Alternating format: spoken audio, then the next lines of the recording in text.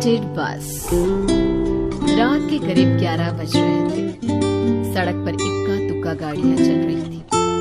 अपनी night shift खत्म करके शीला और निकिता बस स्टॉप पर खड़ी थी। आज तो हमें बहुत देर हो गई। पता नहीं घर जाने के लिए हमें कोई साधन मिलेगा भी या नहीं। अगर कोई साधन नहीं मिला तो कहीं रात इसी बस स्टॉप पर ना बितानी पड़े।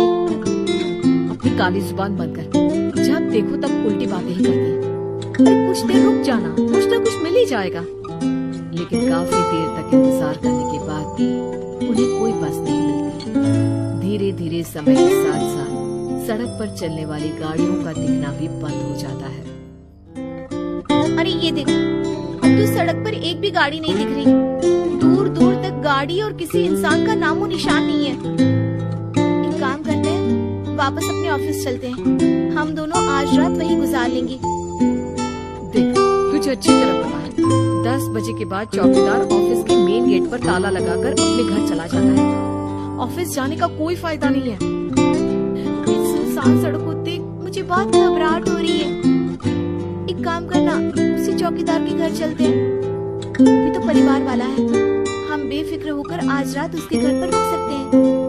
अरे पागल, चौकीदार 10 बाई 10 की खोली में रहता है। उसके 4 बच्चे हैं। मतलब वो हमें अपने घर में कौन सी जगह देगा। अब तू ना ये बेकार की बातें बंद कर और चुपचाप खड़ी रह। शायद कोई लिफ्ट ही मिल जाए। फिर काफी देर इंतजार करने के बाद आखिरकार एक नीले रंग की बस उनके सामने आकर रुकती है। बस का दरवाजा खोल कंडक्टर उन दोनों से कहता है, कहिए, कहाँ जाना है आप दोनों को? देखिए मेरी पूरी बस खाली पड़ी है। मैं आप दोनों को आपके ठिकाने पर छोड़ दूंगा। इतना कहकर कंडक्टर मुंह में भरे पान की पिचकारी सड़क पर दे मारता है। निकिता, लोगों का कहना है कि कुछ महीने पहले इसी तरह अंधेरी रात में एक नीली बस के अंदर कुछ बदमाशों ने एक जवान लड़की की हत्या कर दी थी। इस बस का रंग भी नीला है। कहीं ये वही बस तो नहीं? कंडक्टर शीला की बात सुन लेता है और मुस्कुराते हुए कहता है, देखिए मेम साहब, उस घटना के बारे में मैंने भी सुना है। माना कि उस बस का रंग और मेरी बस का रंग एक है, लेकिन दुनिया में नीले रंग की एक ही बस तो नहीं है ना। ये तो सिर्फ एक इत्तेफाक है। देखिए, हमारी बस में एक मेम साहब पहले से ही बैठी हैं। चाहे तो आप देख लीजिए। निकिता गर्दन उठाकर देखती है तो बस के पीछे वाले हिस्से में एक लड़की कंबल ओढ़े बैठी हुई थी। सही तो बोल रहे हैं भैया, बस में पहले से एक लड़की बैठी है। चलो हम भी बैठ जाते हैं, वैसे भी बहुत देर हो गई है। अरे ठहर जाना निकिता, मुझे डर लग रहा है। अरे तुझे इतना ही डर लग रहा है तो तू यहीं खड़ी रहे, मैं तो चली। अरे तुम मुझे छोड़कर कहाँ जा रही है? मैं भी चलती हूँ। दोनों बस में जाकर बैठ जाती हैं।